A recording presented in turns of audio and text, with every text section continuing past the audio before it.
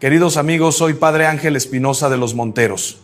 Hoy quiero hablarles de algo que todos hemos pensado en algún momento de nuestra vida, especialmente cuando las cosas no salen como esperábamos, cuando el dolor nos visita, cuando la confusión nos roba la paz.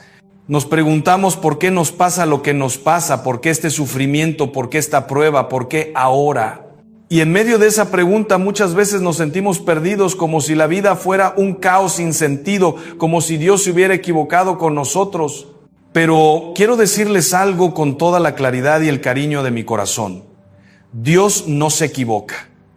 Todo, absolutamente todo lo que nos sucede pasa por algo.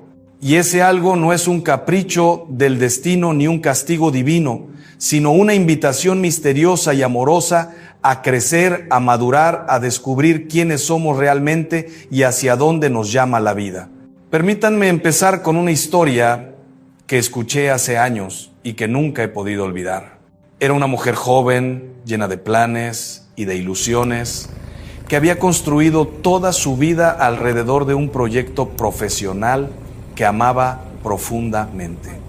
Un día, sin previo aviso, todo se derrumbó. La empresa cerró, los sueños se desvanecieron y ella quedó en medio de un vacío terrible. Me decía con lágrimas en los ojos que no entendía por qué Dios había permitido que todo se destruyera así, que había trabajado con honestidad, que había puesto su corazón entero en ese proyecto, que había confiado, y ahora nada. Le pregunté qué había hecho después de perderlo todo y me contó que en medio de su dolor tuvo que volver a casa de sus padres, algo que le parecía un fracaso absoluto. Pero fue precisamente allí, en esa casa, donde encontró a su padre enfermo de una enfermedad que nadie había detectado. Pudo acompañarlo en sus últimos meses de vida, pudo hablar con él de cosas que nunca se habían dicho, pudo cerrar heridas antiguas y descubrir un amor que había estado ahí siempre, pero que nunca había tenido tiempo de sentir. Cuando me contaba esto, ya no había amargura en su voz, sino un agradecimiento profundo y sereno. Había entendido que lo que parecía una catástrofe era en realidad una providencia disfrazada, un camino que Dios le abría hacia algo mucho más importante que cualquier éxito profesional. Esta historia nos enseña algo fundamental sobre la vida. No siempre vemos el sentido de las cosas cuando están sucediendo. El dolor, el fracaso, la pérdida, la enfermedad, todo eso nos confunde porque nosotros miramos la vida desde nuestra perspectiva pequeña y limitada, desde nuestros deseos inmediatos, desde nuestros planes personales, pero Dios mira desde la eternidad, desde el bien verdadero de nuestra alma, desde lo que realmente necesitamos para ser felices de verdad, no solo por un momento, sino para siempre. Y muchas veces lo que nosotros creemos que necesitamos no es lo que realmente nos conviene. Creemos que necesitamos éxito y lo que realmente necesitamos es humildad. Creemos que necesitamos comodidad y lo que realmente necesitamos es fortaleza.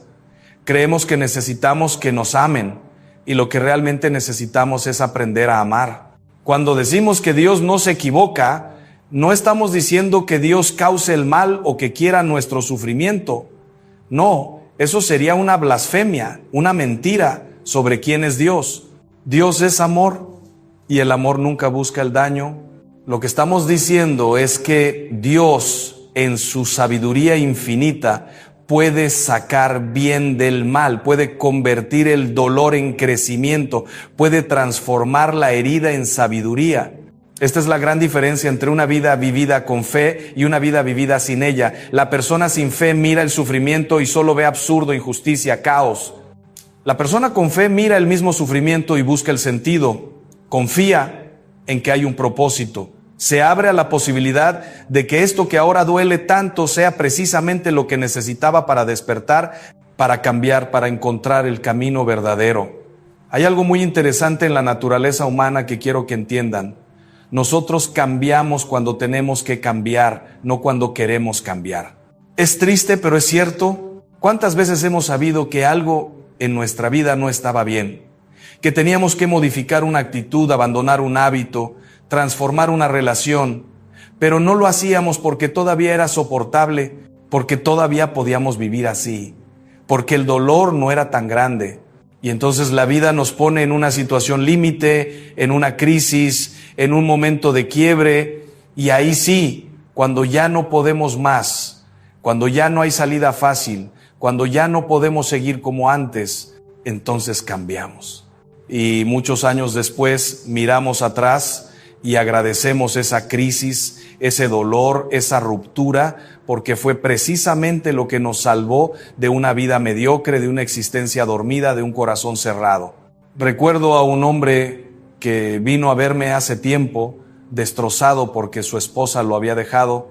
Me decía que no entendía, que él había sido un buen proveedor, que nunca le había faltado nada en casa, que trabajaba duro para darle todo.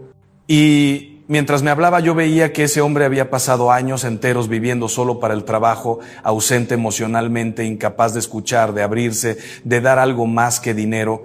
Su esposa había intentado hablar con él 1000 veces, pero él nunca tuvo tiempo, nunca creyó que fuera tan importante, hasta que ella se fue. Y solo entonces, en medio del dolor más terrible, ese hombre empezó a entender lo que había perdido, empezó a darse cuenta de que había vivido dormido, de que había confundido proveer con amar, de que había creído que su presencia física era suficiente, cuando lo que su familia necesitaba era su presencia afectiva, su atención, su corazón. Pasaron 2 años de un trabajo interior profundo, de terapia, de dirección espiritual, de lágrimas y conversaciones difíciles. Y al final, su esposa volvió, porque vio un hombre nuevo, un hombre que había entendido, que había cambiado de verdad. Y él me dijo una frase que nunca olvidaré: Padre, tuve que perderlo todo para encontrar lo que realmente importaba. Dios no se equivocó al permitir que me dejara. Eso me salvó la vida. Esta es la dinámica misteriosa de la providencia divina. Dios nos ama tanto que no nos deja cómodos en nuestros errores. Nos sacude, nos despierta, permite que la vida nos golpee cuando es necesario, no por crueldad, sino por amor, no para destruirnos, sino para reconstruirnos mejor. Y esto es algo que cuesta mucho entender en una cultura como la nuestra, que huye del dolor como si fuera el peor de los males, que busca la comodidad a toda costa, que quiere anestesiarse con entretenimiento, con consumo, con distracciones constantes. Pero el dolor, queridos amigos, no es el enemigo. El verdadero enemigo es el adormecimiento, la mediocridad, la vida sin sentido, el corazón cerrado. Y muchas veces es precisamente el dolor el que nos abre, el que nos hace crecer, el que nos lleva a la madurez. Ahora bien, entender que todo pasa por algo no significa que debamos quedarnos pasivos ante el sufrimiento, como si fuera simplemente cuestión de aguantar y esperar. No. Cuando la vida nos pone en una situación difícil, tenemos que preguntarnos activamente qué es lo que esta situación nos está pidiendo aprender, qué es lo que necesitamos cambiar, hacia dónde nos está llamando. Porque hay sufrimientos que vienen de fuera y que no podemos evitar, pero hay otros que nosotros mismos provocamos con nuestras decisiones equivocadas, con nuestros miedos, con nuestra cobardía. Y parte de madurar es aprender a distinguir entre unos y otros, aprender a aceptar lo que no podemos cambiar y a tener el coraje de cambiar lo que sí podemos. He visto personas que pasan años culpando a Dios por su infelicidad, cuando en realidad su infelicidad viene de decisiones que ellos mismos tomaron y que no quieren revisar. Se quedan en trabajos que odian porque tienen miedo de arriesgar. Se quedan en relaciones que les hacen daño porque tienen miedo de estar solos. Se quedan en ciudades donde no quieren vivir porque tienen miedo de decepcionar a sus familias. Y entonces culpan a Dios, culpan a la vida, culpan a las circunstancias, cuando en realidad lo que necesitan es mirar con honestidad su propia libertad, su propia responsabilidad, su propia capacidad de elegir. Dios no se equivoca, pero nosotros sí nos equivocamos, y mucho. Y parte de nuestra maduración espiritual es aprender a reconocer nuestros errores, a pedir perdón, a rectificar, a empezar de nuevo. Hay una frase del Evangelio que siempre me ha impresionado profundamente. Es cuando Jesús les dice a sus discípulos: en el mundo tendréis tribulación, pero confiad, yo he vencido al mundo. No les dice que no van a sufrir, no les promete una vida fácil, sin problemas, sin dolor. Les dice exactamente lo contrario, van a tener tribulación. Pero inmediatamente después les da la clave para vivir esa tribulación de manera que no los destruya, sino que los fortalezca. Confiad, yo he vencido al mundo. Es decir, no estáis solos en vuestro dolor, no estáis abandonados en vuestra prueba, no estáis perdidos en vuestra confusión.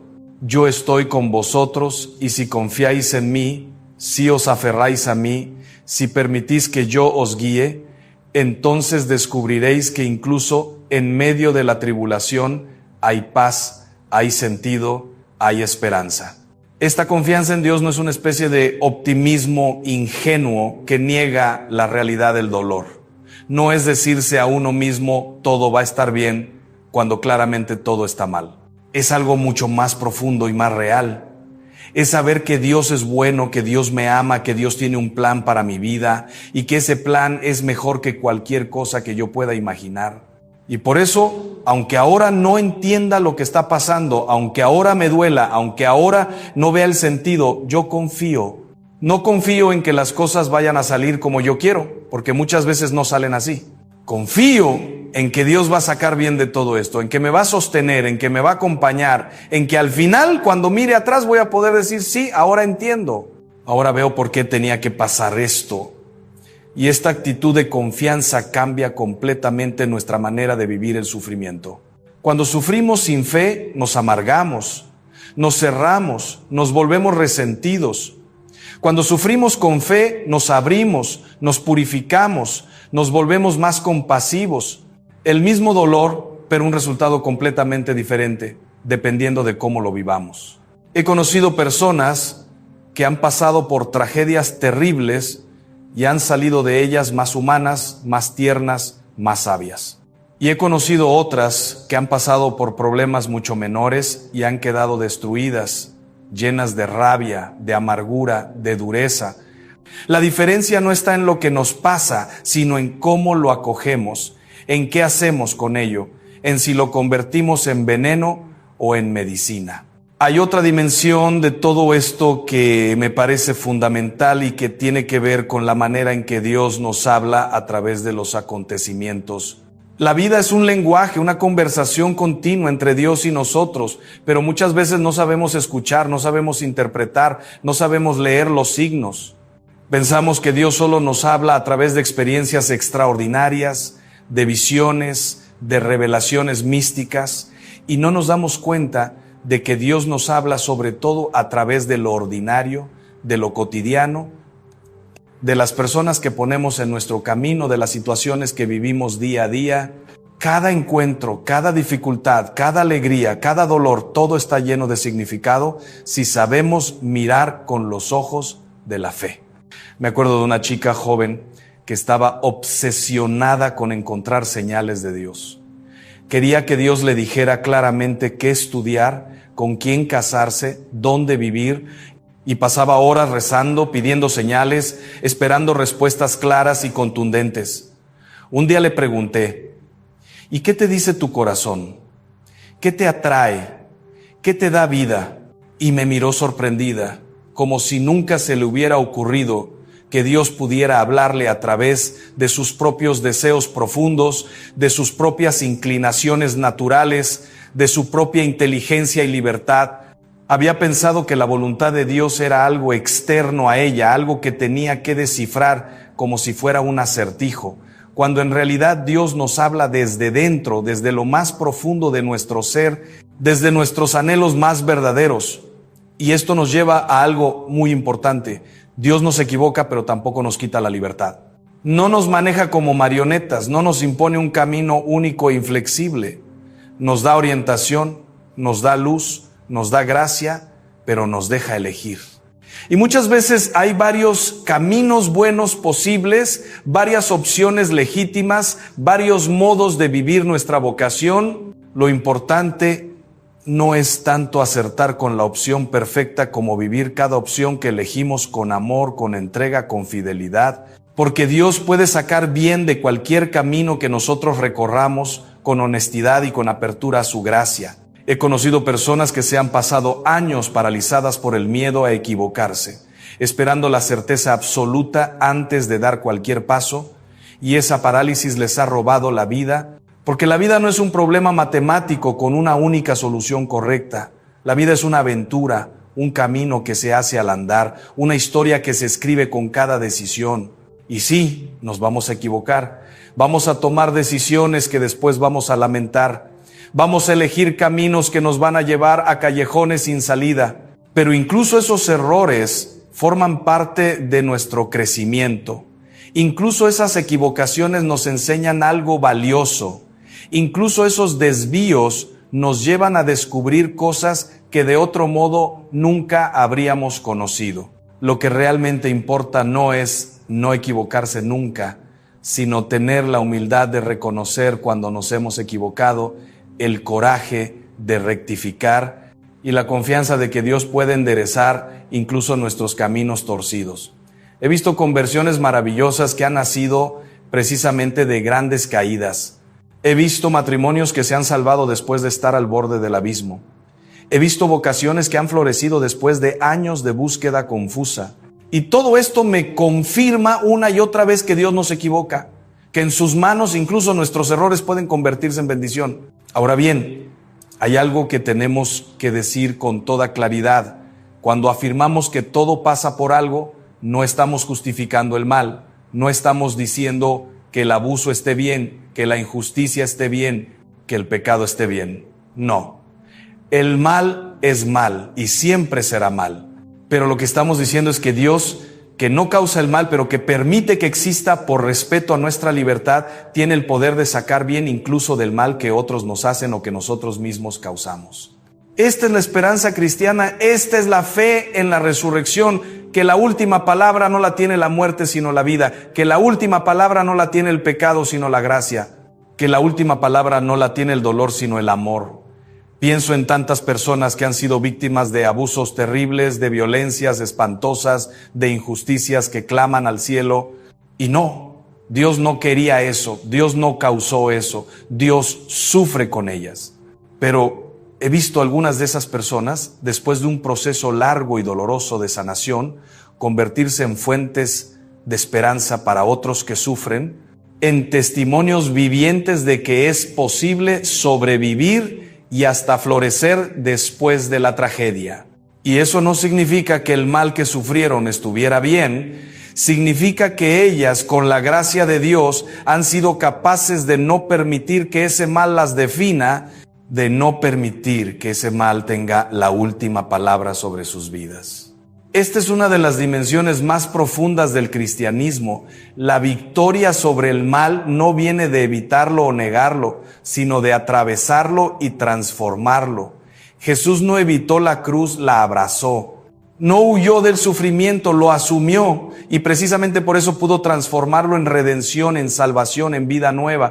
Y nosotros estamos llamados a hacer lo mismo con nuestros propios sufrimientos, no a buscarlos masoquistamente, no a resignarnos pasivamente, sino a atravesarlos con fe, con esperanza, con amor, sabiendo que si los vivimos unidos a Cristo, esos sufrimientos pueden convertirse en fuente de vida para nosotros y para otros. Hay algo muy hermoso que sucede cuando entendemos de verdad que todo pasa por algo. Dejamos de vivir como víctimas y empezamos a vivir como protagonistas. La víctima siempre está culpando a otros, siempre está esperando que las circunstancias cambien, siempre está resentida con la vida. El protagonista, en cambio, asume su responsabilidad, busca el sentido, pregunta qué puede aprender, decide cómo va a responder, y esa actitud cambia todo. No cambia necesariamente las circunstancias externas, pero cambia radicalmente nuestra experiencia interior de esas circunstancias. Recuerdo a un hombre que perdió su trabajo en medio de una crisis económica terrible. Tenía una familia que mantener, deudas que pagar, responsabilidades que cumplir. Podría haberse hundido en la amargura, en el victimismo, en la desesperación, pero eligió otro camino. Se preguntó qué podía aprender de esa situación, qué oportunidad escondida podría haber ahí. Y se dio cuenta de que durante años había estado en un trabajo que no le gustaba.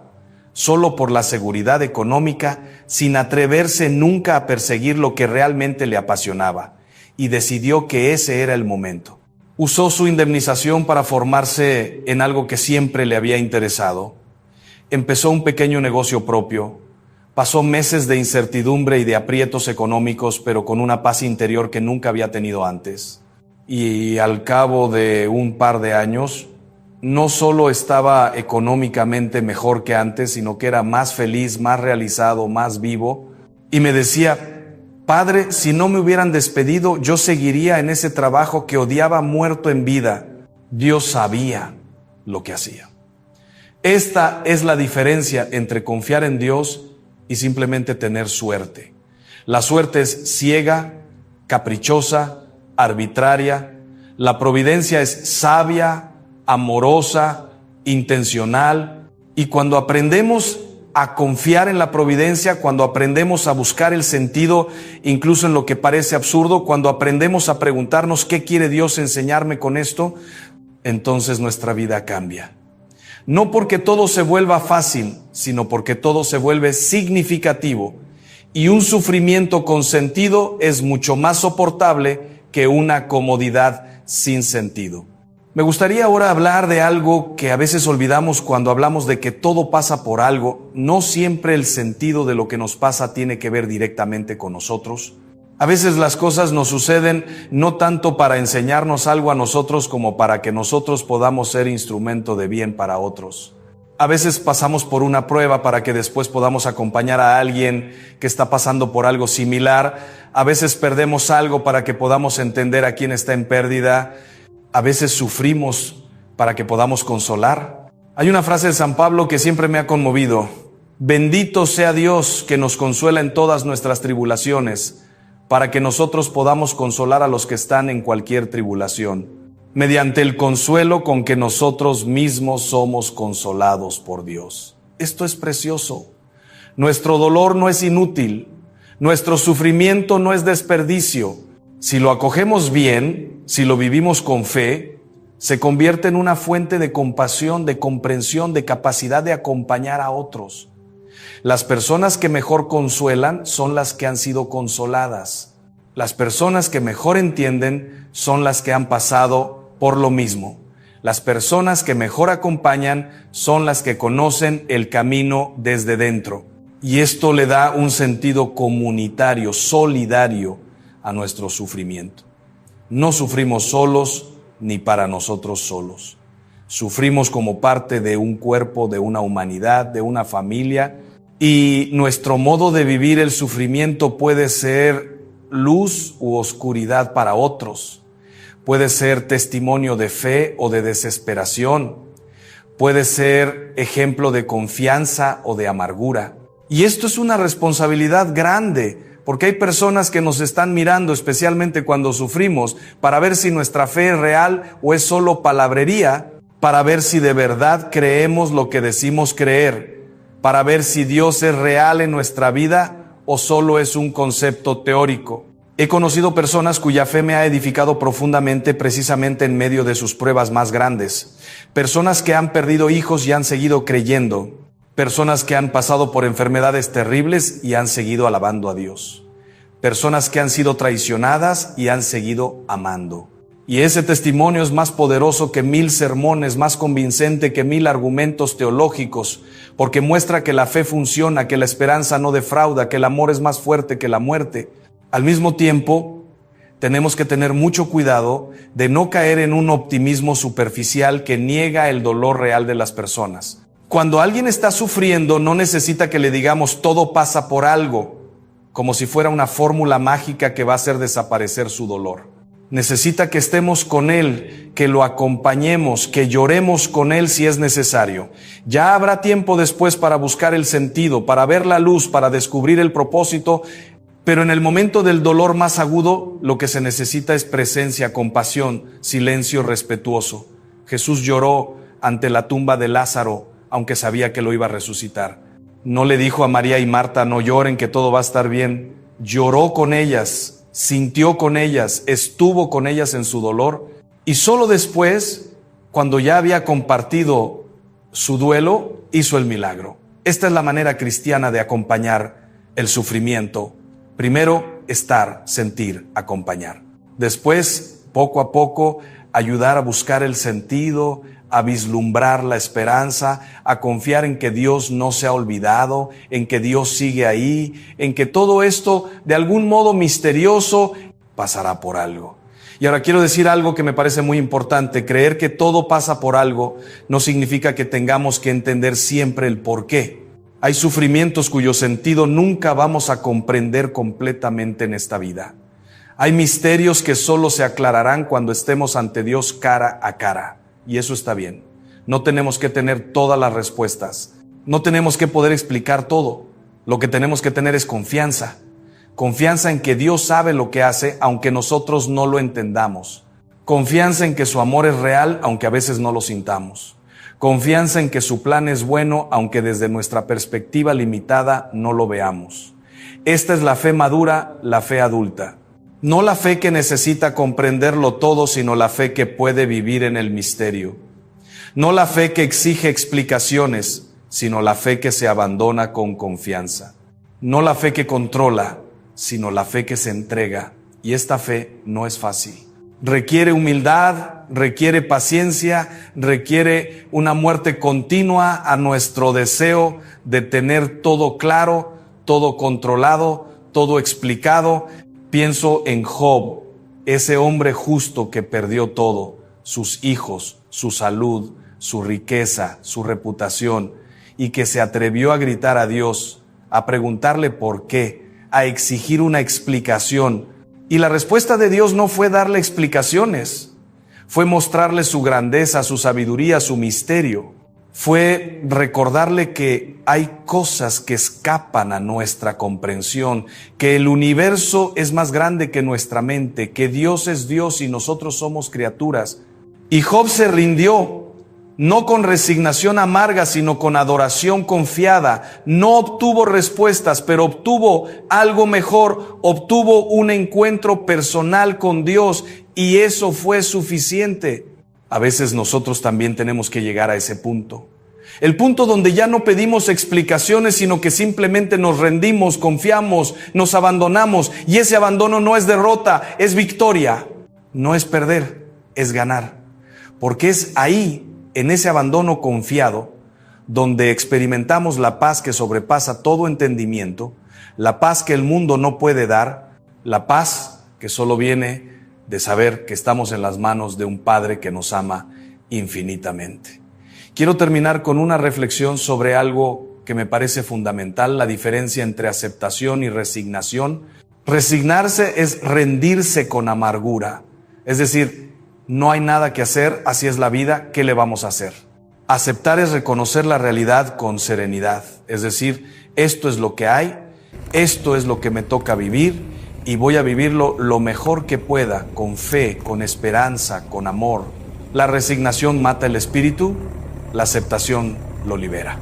Cuando aceptamos lo que no podemos cambiar, dejamos de luchar contra molinos de viento, dejamos de gastar energías en peleas inútiles, dejamos de amargarnos por lo que no está en nuestras manos.